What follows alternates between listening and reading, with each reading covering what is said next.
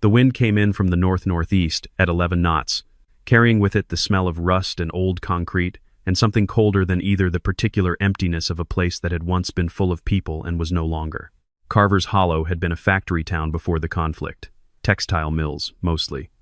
The kind of place that appeared on regional maps in small print, the kind of place that vanished from them even smaller. Now it existed only as a training designation. Site Kilo 4.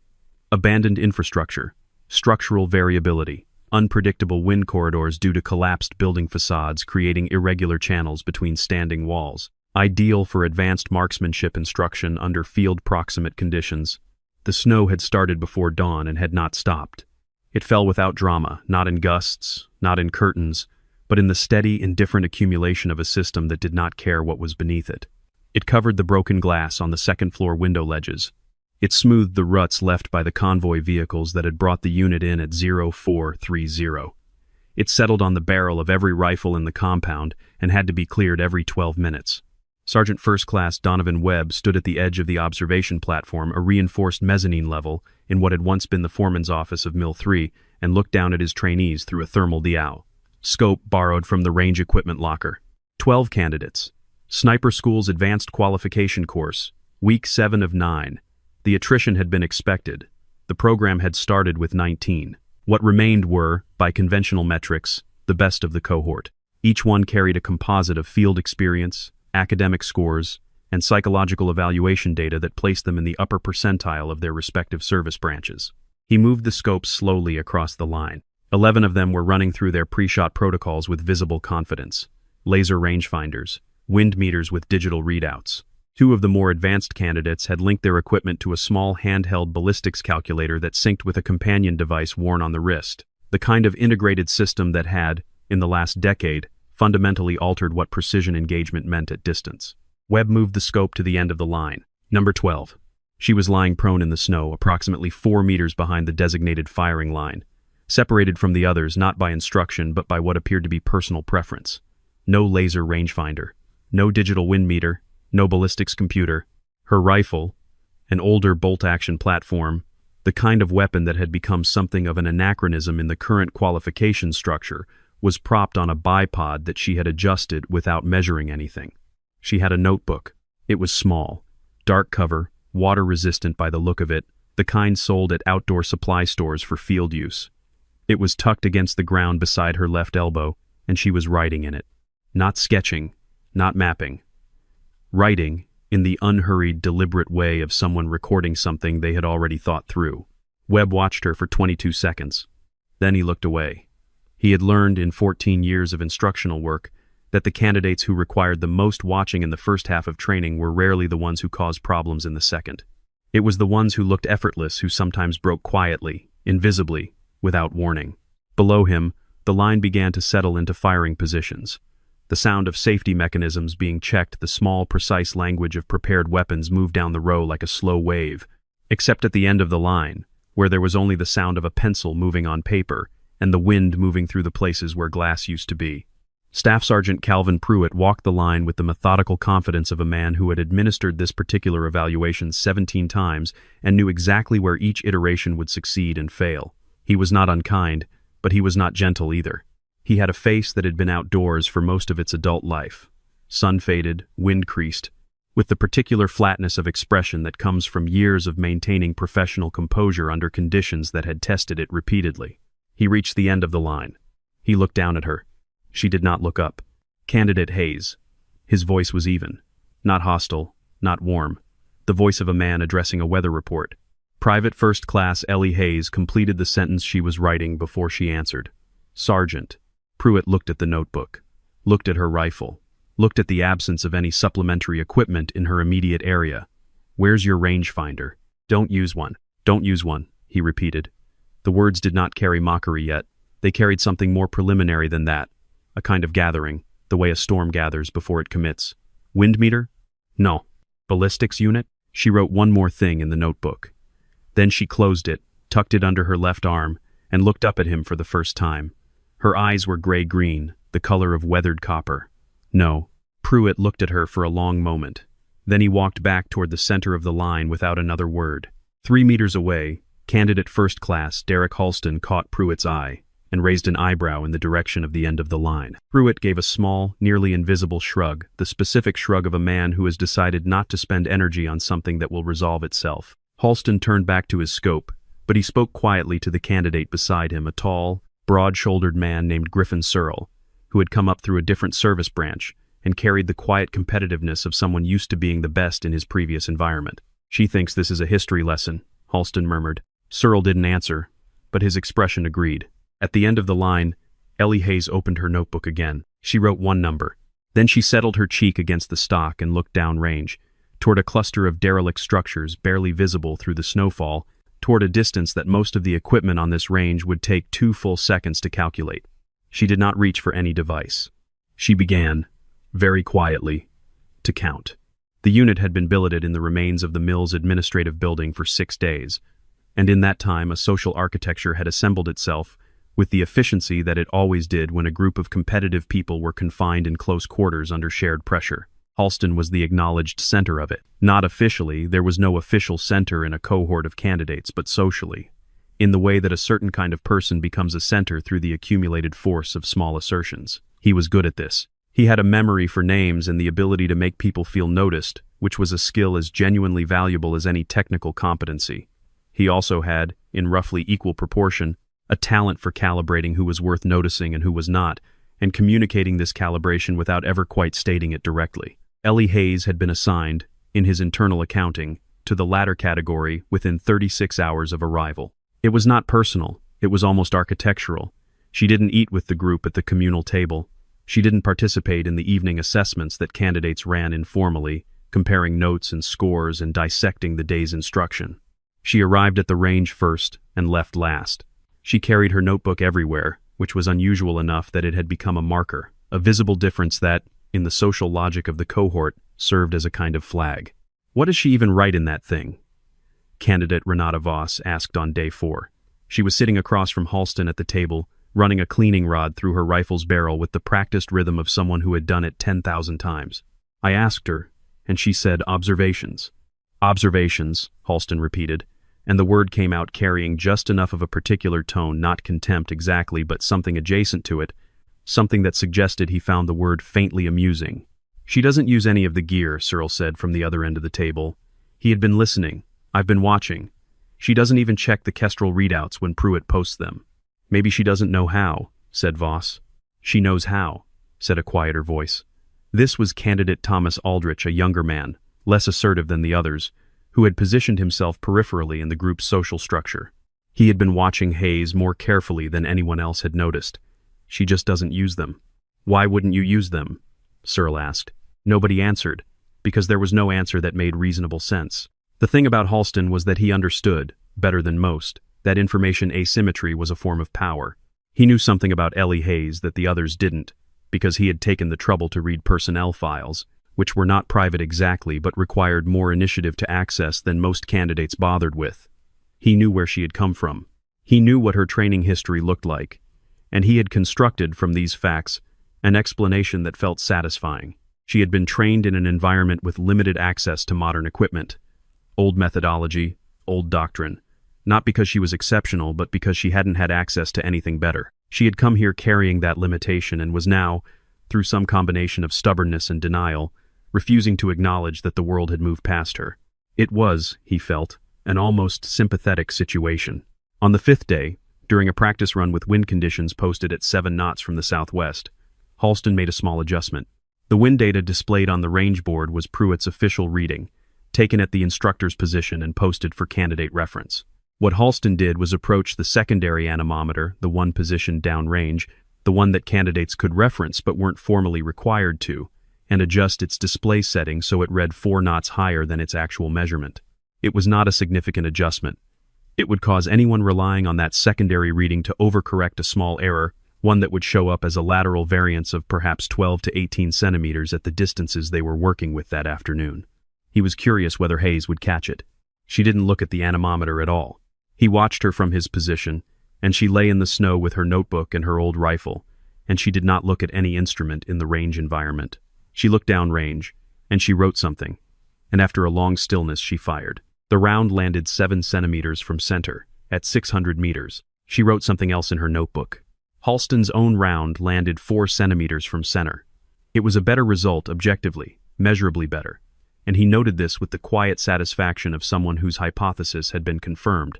What he did not note, because he was not paying attention to the right thing, was that Hayes had not used the secondary anemometer. His adjustment had affected 4 other candidates, 2 of whom had missed the target perimeter entirely. Hayes had not been affected because she had not been consulting the thing he had adjusted. Pruitt walked the results, calling numbers into a recorder. When he reached Hayes, he paused for exactly 1 additional second. Then he called her number and moved on. That night, in the administrative building, while the others compared results and discussed the afternoon's variables, Ellie Hayes sat alone near the window with her notebook, watching the snow accumulate on the window ledge, and wrote steadily for 40 minutes. No one asked what she was writing. No one sat down next to her. She didn't appear to notice either of these facts. The briefing came at 0600 on day 7, delivered by Webb himself, which was unusual. Webb typically appeared at key evaluations and otherwise observed from positions the candidates didn't know about. His direct address of the full cohort, before dawn, in the main operations room with its maps and laminated range diagrams, and the particular silence of a space that had been cleared for something serious, this registered differently than the standard daily briefings. He stood at the front of the room with his hands behind his back and let them settle. Today's assessment is designated Environmental Condition Evaluation, Protocol 7. He did not use notes. All battery-powered and electronic supplementary equipment is prohibited.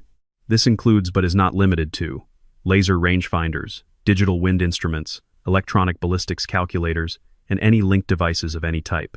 He paused. Mechanical instruments, analog compasses, analog watches, mechanical stopwatches are permitted. The room did not move visibly, but something in it changed. The kind of change that happens below the skin, a recalibration, a quiet scramble of internal accounting. Range distance, 1,000 meters. Conditions, live wind, variable. 1 round per candidate. Scoring, hit within the designated zone pass, outside the zone fail. He looked at them with an expression that was not unkind and not reassuring. This is not a simulation of historical conditions. This is a simulation of forward operational conditions in degraded equipment scenarios. It reflects actual mission environments that have occurred within the last operational cycle. A pause. Question. It was not phrased as an invitation, exactly. More as an acknowledgement that questions existed. Halston asked the one that was on everyone's mind. What's the wind measurement protocol? There is no posted measurement, Webb said. You will assess conditions independently, using whatever methodology you have developed or been trained in. Searle asked the next one. What's the range datum? If we can't laser it, how do we establish distance? The range has been surveyed. Position markers are painted on the ground at 200-meter intervals. You have time to walk the line before we begin. The target will be placed at exactly 1,000 meters from the firing line. That information is provided. He let that settle. Anything else? Nobody asked anything else. They filed out into the pre-dawn dark, into the snow that had not stopped since the previous afternoon, into the particular cold of a compound where every surface that could hold wind did, and where the wind itself seemed to come from multiple directions simultaneously because of the corridor effect of the standing walls. Ellie Hayes walked the range line ahead of everyone else. She did not pace it. She did not count her steps. She walked it the way someone walks a path they are committing to memory methodically, without rushing, pausing at each painted marker not to measure but to look.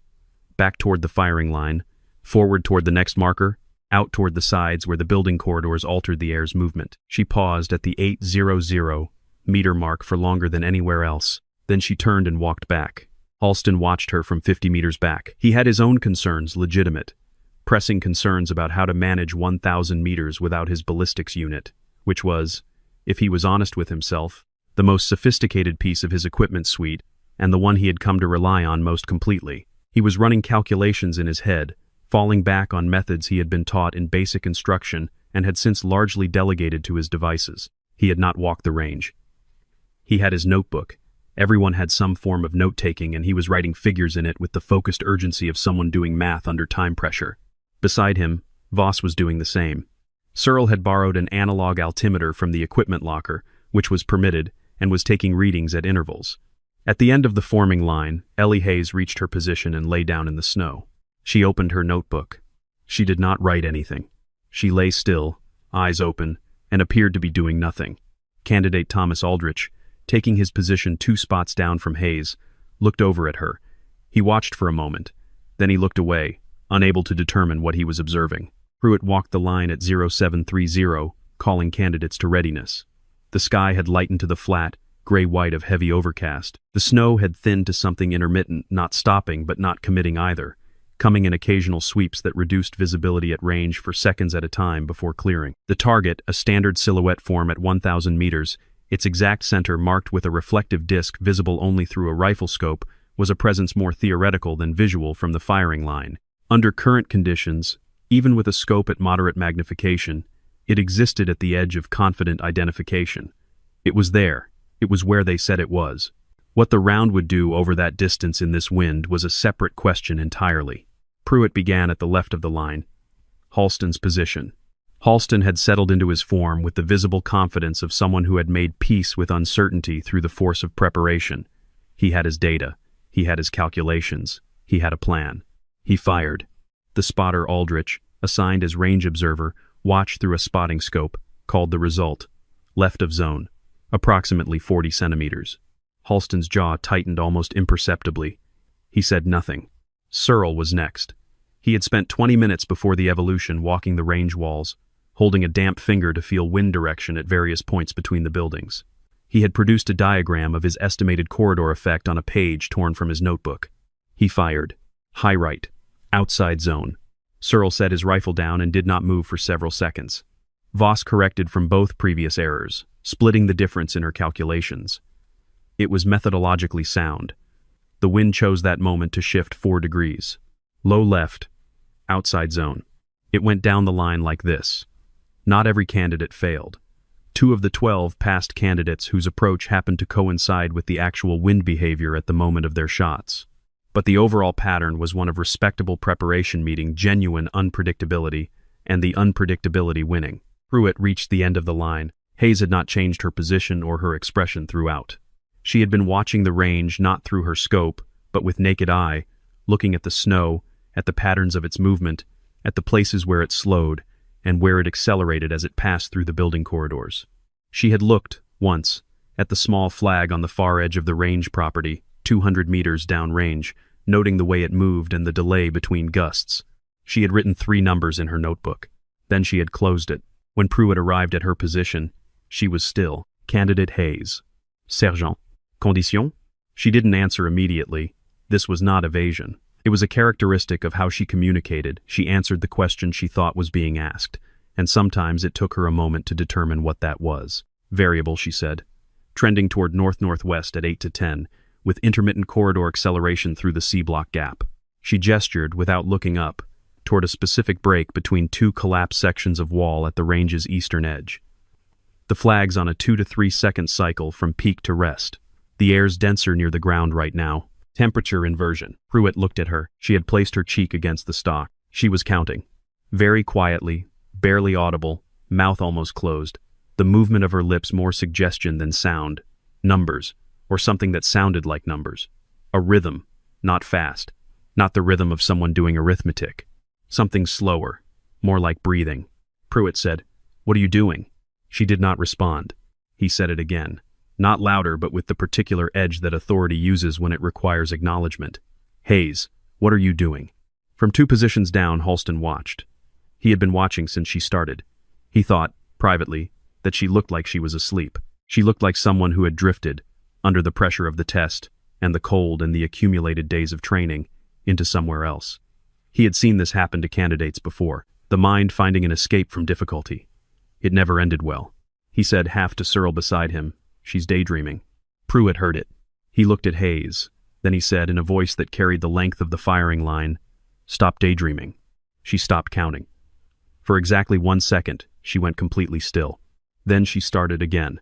Pruitt's expression shifted in a way that was too small to call a change and too definite to call nothing. He took a step toward her.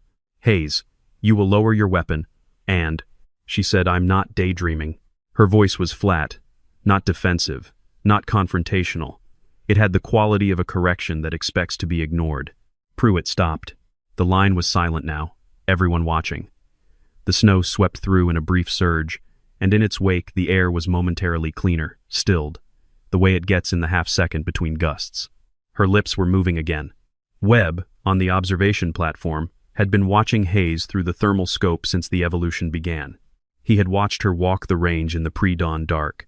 He had watched her lie down and do what looked like nothing. He had watched her through the failures of 11 other candidates, noting that she had not looked at any of them with visible interest, that she had not recalculated based on their results the way several others had, obviously and visibly incorporating downrange feedback. She had watched the snow. She had watched the flag.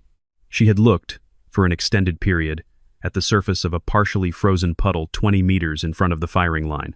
The puddle's surface was barely disturbed, a ripple moving across it, left to right to left, irregular but not random. Webb had seen this before, not often, once with certainty, and once more with suspicion that he'd never been able to confirm. He had read about it in a source he'd found in a private research collection, a technical history of precision marksmanship doctrine in environments before electronic instrumentation, the kind of document that didn't make it onto standard training syllabi because it wasn't immediately legible to people trained in modern methodology. He had read about what the document called environmental synchrony, the practice of developing, over years of specific training, a sensory calibration to ambient conditions, wind, temperature, atmospheric pressure, air density gradients that was not mediated through instrument readout but through the body itself, the skin, the inner ear, the subtle proprioceptive signals that most people filtered out as noise. It was slow to develop. It required conditions where instruments were not available as a crutch, where the practitioner had no choice but to learn to read what the environment was actually saying rather than what the equipment reported. It was, the document noted with the careful neutrality of technical writing, extremely rare in contemporary military training contexts for obvious reasons. Technology had made it unnecessary, and things that are unnecessary are not taught. The document had included a description of the counting methodology, a pacing technique that synchronized the practitioner's nervous system with environmental rhythm, the way a conductor internalizes a tempo before raising the baton. Not arithmetic. Something closer to entrainment. Webb had read it 3 times. He was now watching Ellie Hayes do the thing the document described. Below him, Pruitt was standing over her position, having delivered his command to lower her weapon. She was still counting. She was not being insubordinate. Webb understood this even from distance. She was not capable, at this specific moment, of breaking the synchrony. Doing so would have collapsed whatever she had built. It was like asking a musician in the middle of a performance to stop at a particular note and then resume. The interruption doesn't pause the music. It ends it. Pruitt was 3 seconds away from physically ending the situation. The wind shifted. There are moments in precision work where everything that has accumulated, all the preparation, all the patience, all the accumulated small calibrations comes to a single still point. Not a dramatic stillness, not cinematic. Just the absence of movement, the way a pendulum at the far end of its arc is briefly, completely at rest before it begins its return. The wind had been running north-northwest. It shifted to north-northwest by north, an adjustment of perhaps 12 degrees, almost nothing. The kind of thing that doesn't register consciously unless you've been tracking it. Hayes registered it. Her counting stopped. Not because she chose to stop because the count had completed, because the number she had arrived at was the one she needed. Pruitt raised his hand. Hayes, her finger moved. The rifle fired. The sound was exactly what it always is. A short, sharp pressure discontinuity that moves outward from the muzzle and is gone before the mind fully registers that it happened. There is no echo in an open range. There is no lingering drama. The sound occurs and then the silence that follows is not a new silence but the continuation of the old one, slightly altered. The round had been fired. It was now traveling. At 1,000 meters, in standard conditions, the flight time of a round from this platform was approximately 1.3 seconds. In current conditions, air density modified by temperature inversion, crosswind component variable, it was slightly longer. 1.4 seconds. Perhaps 1.45. Nobody spoke. The spotter, Aldrich, who had been watching through the spotting scope since before the firing sequence began, did not move his eye from the eyepiece. He had been watching the target. He had watched 11 rounds impact at various distances from the center disc. He had called each one. He watched the air between the firing line and the target. He watched the moment of impact. He did not call it immediately.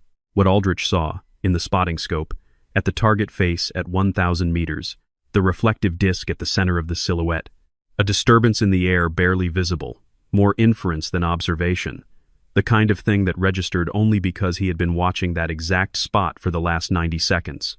Then, impact. The round struck the target.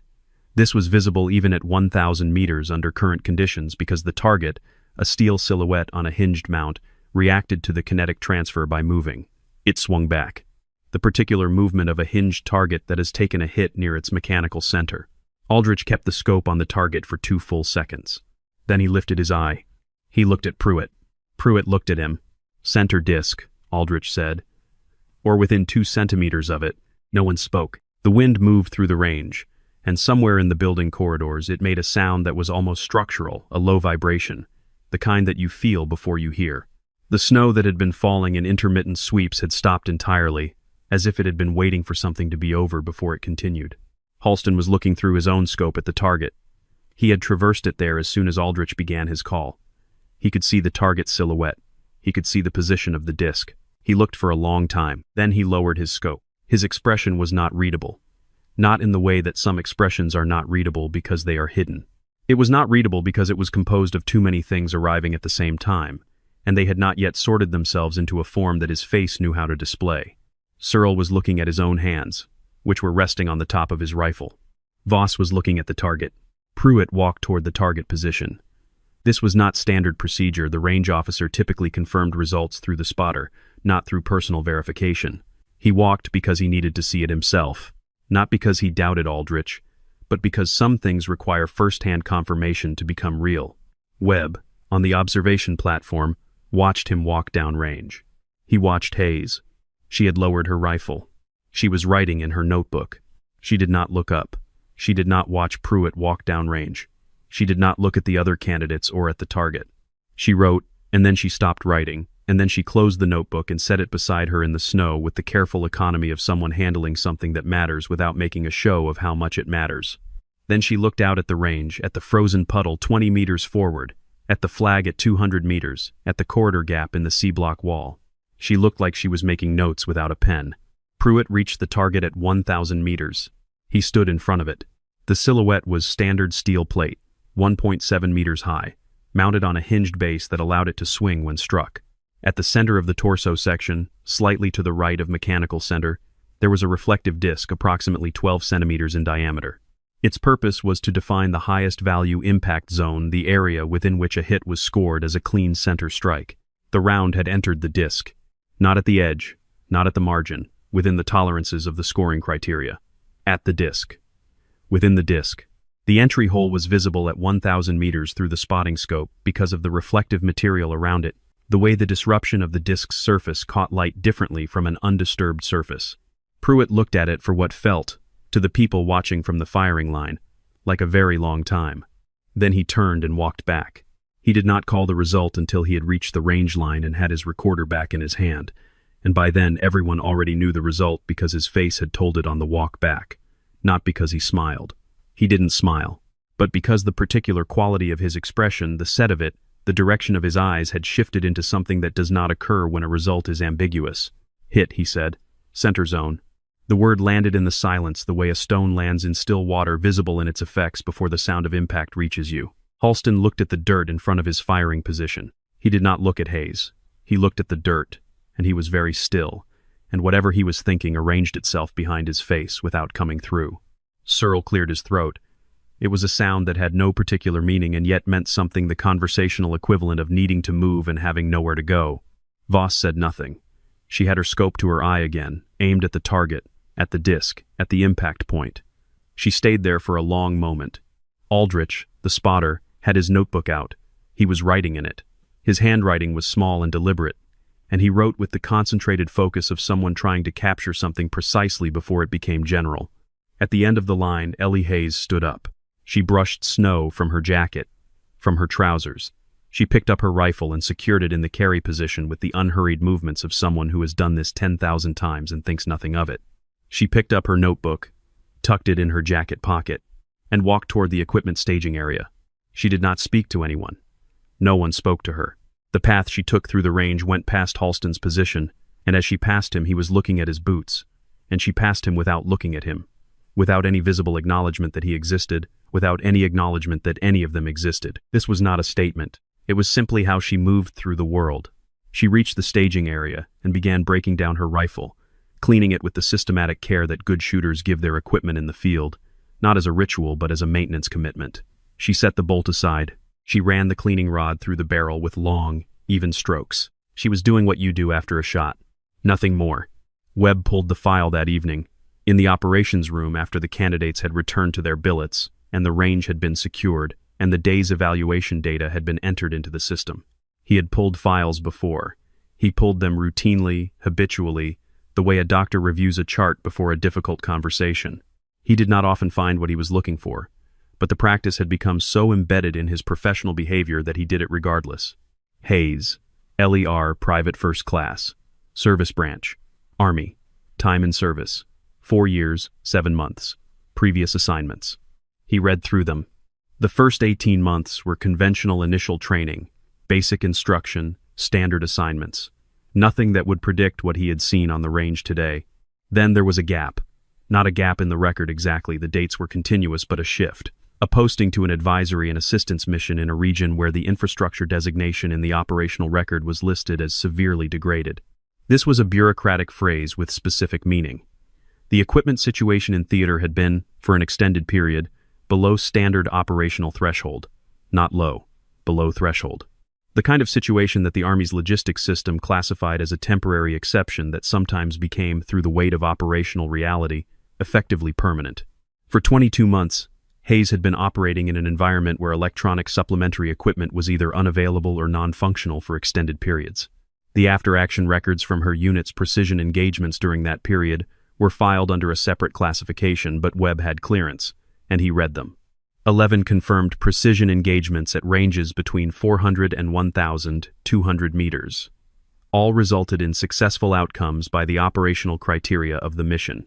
0 equipment failures noted because the equipment used was mechanical, non-battery, non-electronic.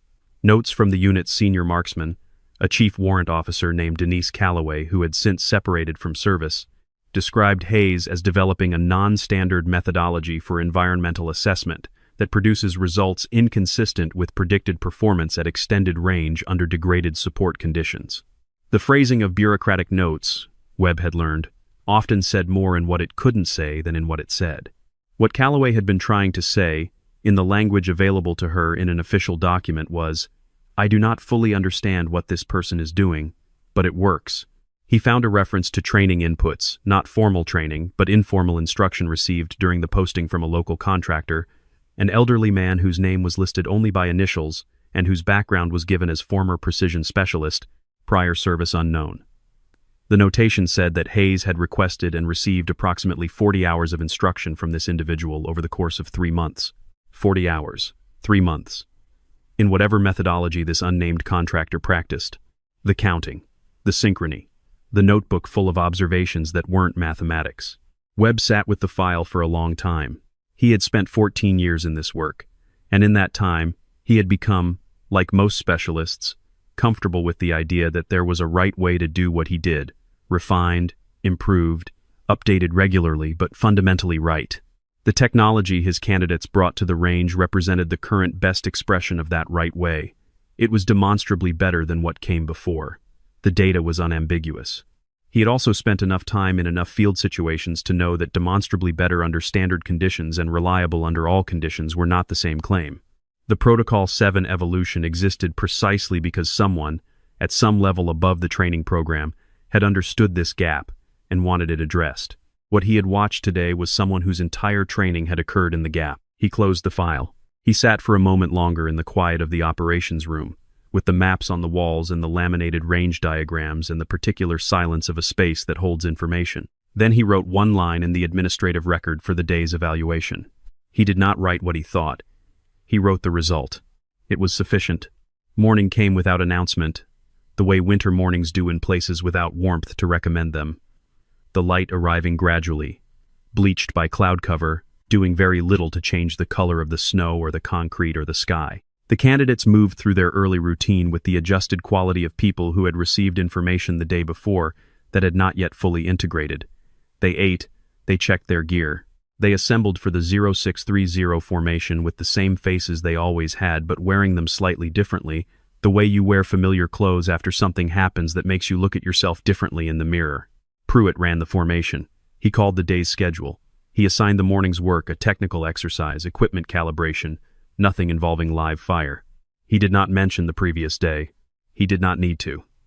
The previous day had already done what it was going to do. Ellie Hayes was in formation. She was in her place at the end of the line, which was her place, which she had occupied without ever seeming to choose it or resent it. She was carrying her rifle and her notebook. She looked the way she always looked, present, self-contained, not particularly interested in what was happening around her at the social level. Halston was in his place near the front. He had spent a portion of the night with his ballistics manual, an actual printed manual, the kind he hadn't consulted since the early part of his training when the equipment was still new to him. He had worked through the calculations for the previous day's conditions, reconstructing what the shot should have looked like on paper.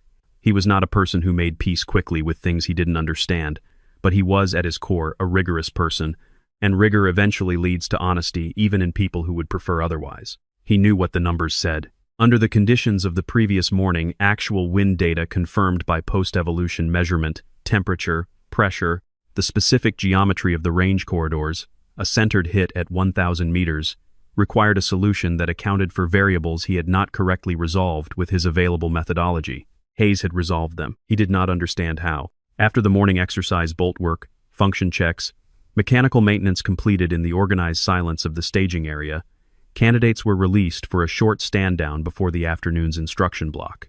Most of them drifted toward the administrative building and the limited warmth it offered. Thomas Aldrich walked toward the equipment staging area instead, because he had seen Hayes go there, and because he had been thinking about one question for approximately 17 hours and had arrived at the conclusion that he was not going to be able to stop thinking about it until he asked it. She was sitting on a crate with her notebook open, writing. He stood at the edge of the staging area for a moment. She did not look up, but she said, "You can come in." He came in. He stood awkwardly for a moment. There was no graceful way to approach this, and he had never been particularly graceful, even in comfortable situations, and then he said, "How did you do it?" She looked up. Her gray-green eyes did not carry any particular expression, not warmth or coldness, not patience or impatience. They looked at him the way someone looks at a thing they are genuinely considering. "Do what?" she said. "The shot." He paused. "The counting." What were you counting?" She considered him for a long moment. She did not say nothing. She was thinking about how to say something that she had never been asked to put into words before, because no one had ever asked, and because the person who had taught her had communicated it largely through demonstration and correction rather than explanation. "The gust cycle," she said finally. "The wind in this range moves in a cycle. You can feel it if you're still enough. It's not regular, but it has a pattern, like a sentence that comes back to the same word but not at the same speed every time." She looked at him to see if this was landing. His expression said he was listening. "I count the intervals, not the wind speed. The intervals between peak and still. When I've counted enough of them, I know where the next still point will be." Aldrich looked at her. "You can hear that?" he said. "Feel it?" "Not right away," she said. "It took a long time, a specific kind of time." She paused. "Where I learned it, we didn't have a choice. You either figure out how to read what's actually there, or you miss. For a long time I missed." He thought about this. "What do you write in the notebook?" "The counts," she said. "Every range is different. The corridor shapes change the cycle. I document what I find so I can build the pattern faster next time." Aldrich looked at the notebook. He looked at her. "How long did it take," he said, "to be able to do what you did yesterday?" She thought about it. The honest answer, which was the only kind she gave, required a moment. 2 years of wrong shots, she said, before the cycle started to mean something. He stood there for another moment. He wanted to say something he wasn't sure what, something that acknowledged the weight of what she had just described. 2 years. Not of practice in a controlled environment with feedback and coaching and equipment and all the systematic scaffolding that training environments provide. 2 years in a field posting where the cost of a wrong answer was not a failed evaluation score. He said, "Thank you." She looked back at her notebook. "Bring warm socks tomorrow," she said. "The temperature's dropping. The air density changes. Everything shifts." He wasn't sure, walking back toward the administrative building, whether she had been sharing information or giving instruction. Perhaps, he thought, there was no difference. 3 days later, at the end of the final afternoon of the evaluation week, with the sun already behind the mill walls and the light going flat and blue the way it does in winter when there is no color left to reflect, Ellie Hayes returned to the firing line. She had not been asked to. The day's formal instruction had concluded. The other candidates were in various stages of the end-of-day rituals, cleaning gear, writing notes, assembling the small daily order that training structures impose and trainees impose on themselves because the structure itself becomes a comfort. She laid her rifle on its bipod. She lay down behind it in the snow. She did not open her notebook. She closed her eyes. This was new. Or rather, it was something she had not done where anyone could see the final phase of what her instructor, the old man whose name existed only as initials in an official record, had called complete listening, the eyes removed from the equation. The visual information that the brain constantly prioritizes, diverted, and in that diversion, the rest of the information, the ambient pressure on the skin, the subtle shift of air temperature between breaths, the low vibration of wind through structures at a frequency below hearing allowed to come forward. He had told her, during one of the 40 hours that a document had noted without understanding, that every environment has a voice. Most people spend their entire lives in environments and never hear it because they are too busy looking. The eyes are efficient. The eyes deliver so much information so quickly that everything else becomes irrelevant. But at 1,000 meters, in conditions that can change between the trigger pull and the impact point, the eyes alone are not enough. She lay in the snow with her eyes closed, and she listened. The wind moved through the C-block gap with a sound that was not quite a note but was not random either. The frozen surface of the puddle, 40 meters forward, registered each air movement on its surface tension. She could not see it, but she could sense it in some way that she had never found language for, the way you sense the presence of a room you have spent time in even in the dark. The flag at 200 meters completed its cycles. She counted them not on her lips this time, not with numbers, just the interior rhythm of something learned so deeply that it no longer required articulation. Webb, in the operations room going through the day's paperwork, looked up. Through the window, in the failing light, he could see the firing range. He could see the figure at the end of the line, rifle on bipod, prone, still. He watched for a while. Then he looked back at his paperwork. Outside, the snow resumed. It fell on the range the way it had fallen on everything in Carver's Hollow, without interest in what was beneath it, without judgment, without preference. It fell on the rifles and on the painted distance markers and on the target frame at 1,000 meters, where a small scuff in the center of the reflective disc remained visible to anyone who looked through a scope. It fell on Ellie Hayes. She did not move. She was listening to something that the snow didn't interrupt. The snow was part of it. The temperature it brought, the way it altered air density, the specific acoustic quality of a range covered in 2 inches of accumulation versus 1, these were variables. But they were variables with patterns, and patterns could be learned. She had learned this about herself over 2 years of wrong shots in a field, posting with no equipment, and an old contractor who communicated in demonstrations and corrections. There was nothing in the environment that was noise. There was only information that hadn't been organized yet. She had been organizing it ever since. The sky darkened. The light went gray, then blue, then something that had no color name. The particular shade of a winter evening in an abandoned place where there are no lights to push against the dark. She did not move. Then she did. She rose, slowly, with the careful movement of someone who has been still for a long time and is not rushing the transition back into motion. She secured her rifle. She picked up her notebook from where it lay in the snow beside her. She stood for a moment, looking at the range, at the flag, at the puddle, at the gap in the C-block wall. She wrote one thing in the notebook. Then she walked back toward the administrative building, through the snow, past the staging area, past the place where the formation stood every morning, past the equipment lockers and the locked operations room and the cold corridor that connected it all. In the building, the other candidates were variously occupied. Halston was at the table with his ballistics manual, which he had not put away in 3 days. He looked up when she came in. Their eyes met for a moment. He said nothing. She said nothing. She went to her bunk and sat down and opened her notebook and wrote for 20 minutes with the focused attention of someone working through a problem that no one has set for them, that they have set for themselves, that will not be graded or evaluated by anyone, but that requires answering anyway. Then she set the notebook on the footlocker beside her bunk. She lay back. The light in the building was harsh and institutional, and outside the wind was building again, and somewhere in the corridors of the abandoned mill, the old structure was making its low structural sound, the voice of the place, the frequency of its specific decay. She listened to it for a while. Then she closed her eyes. Not to sleep. To count. Fade out. The range at 1,000 meters. The center of the disk. The snow falling without care.